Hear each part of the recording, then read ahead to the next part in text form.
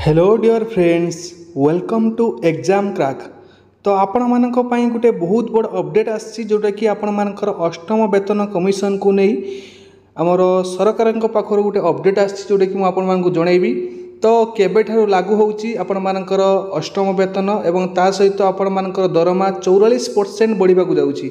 तो संपूर्ण रूप से भिडियो देखिए शेष पर्यंत निहाती भाव देखूँ जहाँद्वारा कि कंप्लीट इनफॉरमेशन जानीपारे। जो मैंने चैनल को प्रथम थर पर नुआ आहाती भाव चैनल को सब्सक्राइब करनियंतु एवं पाखरे आसुवा बेल आइकन को प्रेस कर ऑल नोटिफिकेशन को ऑन कर दिंतु जहाँद्वारा कि प्रत्येक वीडियो अपडेट आपको सर्वप्रथम मिल पार।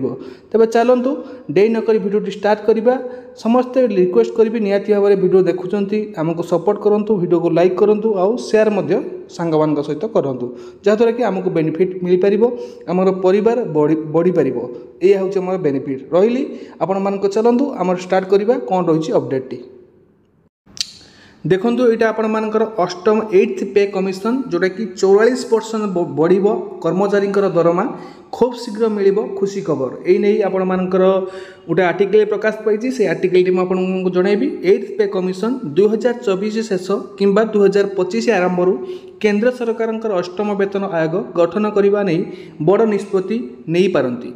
तो कौन रही देखा आसतु। When will 8th commission be form जोटा कि आपण मानक रही एटा एक इंग्लिश पेपर आर्टिकल थिला। मुझे गोटे उड़िया पेपर कौन थी मुझे जनइबी। देश में खूब शीघ्र लागू हो पारे अष्टम वेतन कमिशन ए नहीं नुआ अपडेट सामना को आसी। अष्टम वेतन कमिशन जोटा कि 8th पे कमिशन लागू होगा नहीं देशर लक्ष लक्ष कर्मचारी अपेक्षा कर रही बेले ए नहीं बड़ अपडेट सामना को आसी। नुआ सरकार आसवा पर संसद में आगत हो सारी प्रथम बजेट उपस्थापन करते अर्थमंत्री निर्मला सीतारामन।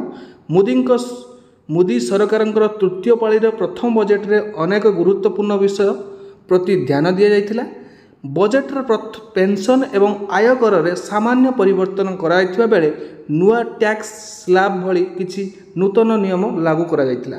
एहा सहित किछि सामग्री सस्ता होइथिबा बेले आउ किछि सामग्री महंगा मध्य होइछि। तेबे बजेट्रे अष्टम वेतन कमिशन लागू करने को नहीं केंद्र सरकार एक घोषणा करिपारंती बोली आशा करा जाउथला। मोदी सरकार तृतीय पाळीर प्रथम बजेट्रे अष्टम वेतन कमिशन बा 8th पे कमिशन लागू हेबा नहीं बड़ अपडेट आसीबो बोली आशा करा जाइथिला, किंतु से भले किछि होई नथिला। अष्टम वेतन कमिशन लागू हेबा नहीं बजेट्रे कौनसी सूचना देई नथिले अर्थमंत्री निर्मला सीतारामन, जहा फल लक्ष लक्ष कर्मचारी निराश होइथिले। एने संसदर कौन तथ्य रखि नथिले अर्थमंत्री। केंद्र सरकार अधीन कार्य करुवा लक्ष लक्ष कर्मचारी वेतन एवं भत्ता गुड़ी वृद्धि को अपेक्षा कराइथिबा बेले निराश करथिले केंद्र सरकार। एबे निर्वाचन शेष होइथिबा बेले नुआ सरकार गठन पर कर्मचारी बड़ गिफ्ट मिलवा नहीं आशा करा जाउथला। निर्वाचन शेष होइथिबारु बजेट कर्मचारी पई बड़ घोषणा करा जिवो नहीं आशा करा जाउथला, किंतु से भली किछि होई नथिला। अष्टम वेतन कमिशन को नहीं केंद्र सरकार से भली किछि पदक्षेप अंततः एबे नहीं नाहंती। रिपोर्ट अनुଯାयी केंद्रीय कर्मचारी वेतन एवं भत्ता वृद्धि पाई अष्टम वेतन आयोग गठन होई नहीं आगामी दिन में विचार करिपारंती केंद्र सरकार, किंतु वर्तमान पाई से भली किछि योजना करि नाहंती केंद्र सरकार। केंद्रीय कर्मचारी दरमा समेत अनेक प्रकार भत्ता मिलता है। तेबे अष्टम वेतन कमिशन लागू होगा पर कर्मचारी दरमा वृद्धि घटिबो।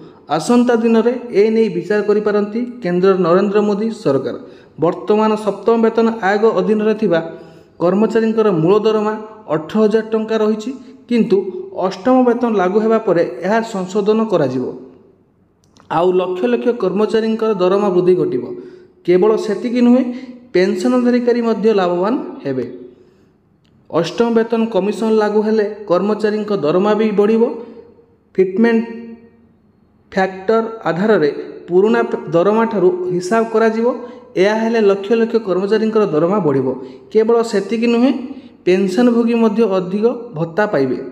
अष्टम वेतन कमिशन लागू हेले कर्मचारी सर्वनिम्न दरमार 44.44% वृद्धि हुई पारे। एमिति हिसाब कले केंद्रीय कर्मचारी सर्वनिम्न दरमार बम्फर वृद्धि हेबो। पाखापाखि डबल होइजिवो केंद्रीय कर्मचारी दरमा। जो मैंने सर्वनिम्न अर्थात 18,000 टंका पाँच से दरमा 44.44% वृद्धि घटिले से दरमा 26,000 टंका पाइबे। से ही स्केल अनुजाई कर्मचारी दरमा से हिसाब से ही वृद्धि घटब। तेबे कर्मचारी मनरे प्रश्न जे अष्टम वेतन आयोग केबे गठन करा जिवो। पूर्वर केंद्र अर्थात राष्ट्रमंत्री पंकज चौधरी लोकसभा यह सीधा सड़क मना कर आउ एबे बजेट मध्य केंद्र सरकार से किसी घोषणा करना अर्थात वर्तमान अष्टम वेतन आयोग गठन करने योजना नहीं कहले अत्युक्ति हेब नहीं। सठिक समय आसिले एने निष्पत्ति नियाजिबो बोली जड़े अधिकारी कहते। एबे केंद्र सरकार एने कौन विचार करूना। अर्थ राष्ट्रमंत्री पंकज चौधरी कहले अष्टम वेतन आयोग गठन पर जेकोसी समय भी घोषणा करिपारंती केंद्र सरकार। जातीय गणमाध्यम चर्चा होउछि कि 2024 शेष किंबा 2025 आरंभ केंद्र सरकार अष्टम वेतन आयोग गठन करने नहीं बड़ निष्पत्ति हुई पारंती।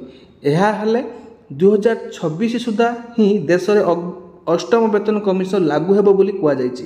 तो ये आपण मानक पई गुटे बहुत बड़ अपडेट। अष्टम वेतन कमिशन को नहीं केते दरमा हेबो, केबे ठारू दरमा हेबो एवं कौन रही पदक्षेप तो संपूर्ण विवरणी देखिबा पई निहाती भाव में आपण मानक धन्यवाद। आपण माने आमको सपोर्ट करि चलंतु। निहाती भाव में आपण मानक सब प्रकार अपडेट आमे आम चैनल माध्यम प्रोवाइड करिवु। तो आज पे एतिकी पुणी देखा नुआ वीडियो से पर्यंत विदाय नउछि। नमस्कार, जय जगन्नाथ, धन्यवाद।